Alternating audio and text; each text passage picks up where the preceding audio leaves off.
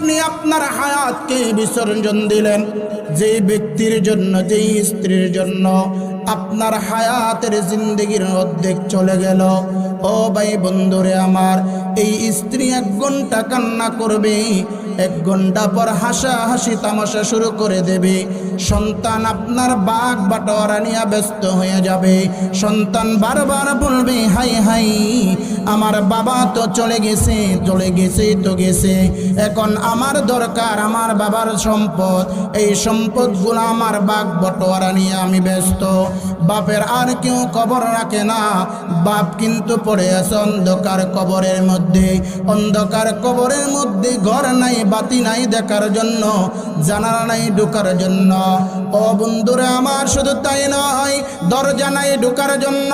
অন্ধকার কবরের মধ্যে আপনাকে আমাকে শুয়ে রাখা হবে। আপনার সন্তান আমার সন্তান ওইখানে কেউ থাকবে না। আপনার সন্তান আমার সন্তান বলবে, তাড়াতাড়ি মাটি দাও, আমাকে মাটি দিয়া ভিতরে রাখা আপনার সন্তান আমার সন্তান চলে আসবে। ও বন্ধুরে আমার, আপনার সন্তান আমার সন্তান যখন চলে আসবে, ওই কবরের মধ্যে 2 জন ফেরেশতা আসবে। একজন ফেরেশতার নাম হলো মুনকার, দ্বিতীয় নম্বর ফেরেশতার নাম হলো নকির। ও মুসলমান ভাইরা আমার, 2 জন ফেরেশতা এসে জিজ্ঞেস করবে, তোমার রবকে? ওই দিন যদি আপনি নেককার হয়, আল্লাহ বলা বান্দা যদি আল্লাহকে পাওয়া যায়, আল্লাহকে যদি চিনি, ওই দিন কবরের মধ্যে মুখ থেকে বাহির হয়ে যাবে, ও ফেরেশতা, আমার রব কিন্তু আল্লাহ, আমার রব কিন্তু আল্লাহ। ফেরেশতারা দ্বিতীয় প্রশ্ন করবে, ওমা দিনুকা, তোমার দিন কি?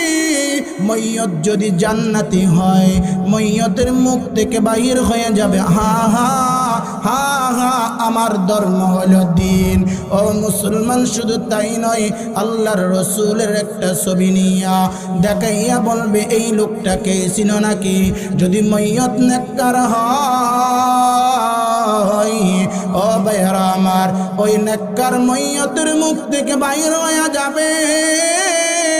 উনি হলেন আমার নবী, আপনার নবী, সৈয়দুল মুরসালিন, খাতেমুন নবীন, শফিয়ে মুজনিবিন, খাতেমুন নবীন, সরদারে দু আলম, দুজদানে মদিনা, জিগর গোশে আমেনা, হাবিবে কিবরিয়া, ইমামুল মুরসালিন, মুহাম্মদুর রাসূলুল্লাহ সাল্লাল্লাহু আলাইহি ওয়াসাল্লাম।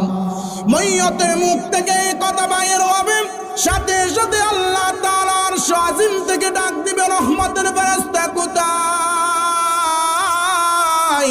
যাও যাও, আমার বান্দার কবরকে জান্নাতের বাগান বানিয়ে দাও।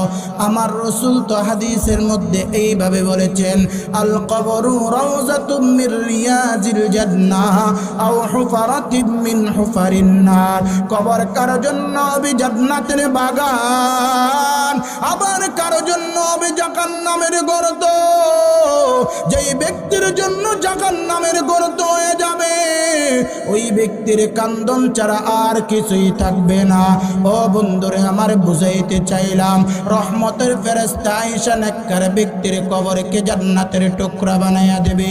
শুধু তাই নয়, আমার আল্লাহ তাআলা রহমতের ফেরেশতাদেরকে বলবেন, আমার ফেরেশতা,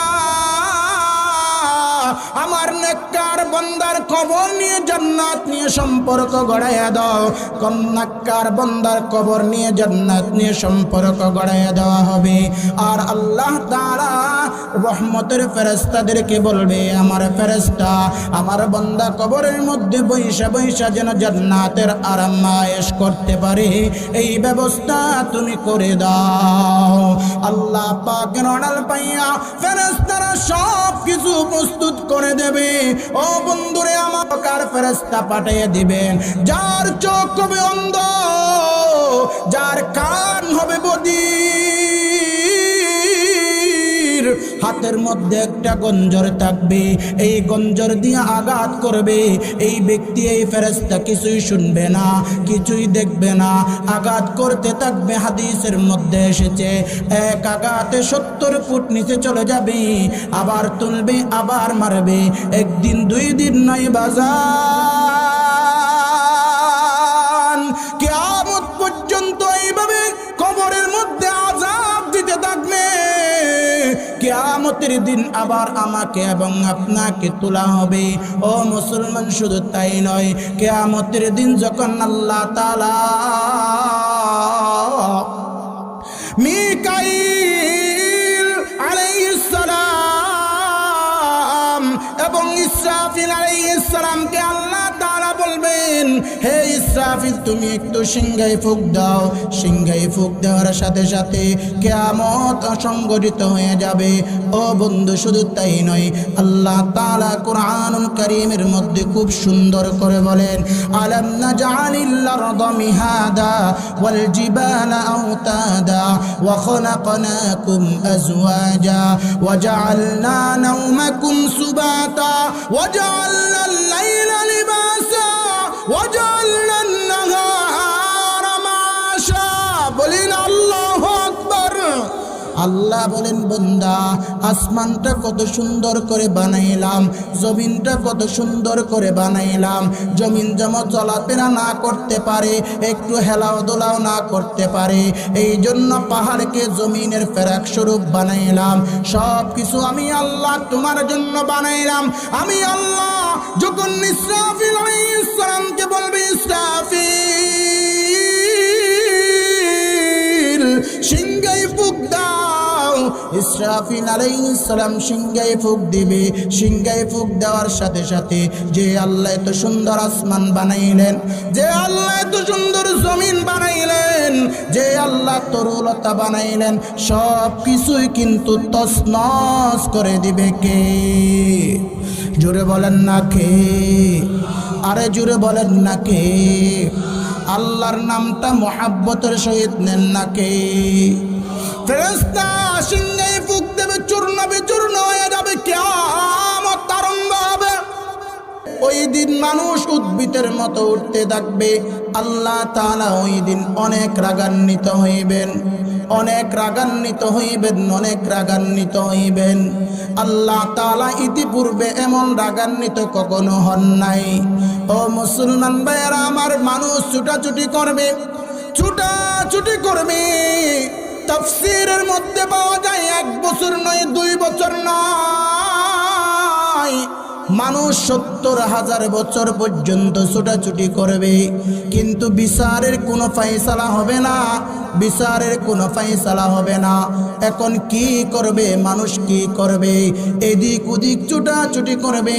সমস্ত উম্মতরা নবীদের কাছে যাইবে, নবীদের কাছে যাইয়া বলবে, ইয়া রাসূলুল্লাহ, হে আল্লাহর হাবিবগণ, হে আল্লাহর নবীগণ, আল্লাহর কাছে একটু দোয়া করেন না, আল্লাহ যেন বিচারের ফায়সালা করেন। সকল নবীরা না না বলবে, দূর দূর করে তাড়িয়ে দেবে। এমন কি সকল নবীরা পর্যন্ত ইয়া নাফসি ইয়া নাফসি ইয়া নাফসি বলে চিৎকার দিতে থাকবে, চিৎকার দিয়া দিয়া ছুটাছুটি করবে। হঠাৎ মানুষ আদম পয়গম্বরের কাছে যাইবে, আদম পয়গম্বরকে বলবে, আদম পয়গম্বর, আল্লাহ আপনাকে প্রথম বানিয়েছেন, আল্লাহ আপনাকে নিজের কুদরতের হাত দ্বারা বানাইলেন, আল্লাহ আপনাকে জান্নাতে থাকার জন্য, জান্নাতে রাখার জন্য আল্লাহ তাআলা সিলেক্ট করলেন, জান্নাত দিলেন, আল্লাহ তাআলা আপনাকে মনোনীত করলেন।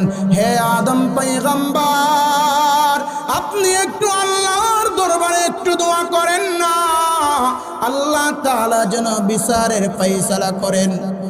আদম পয়গম্বর বলবে না না না না, আমি ফয়সালা করতে পারবো না, আমি সুপারিশ করতে পারবো না, তোমরা বরং সে নূহ পয়গম্বরের কাছে যাও।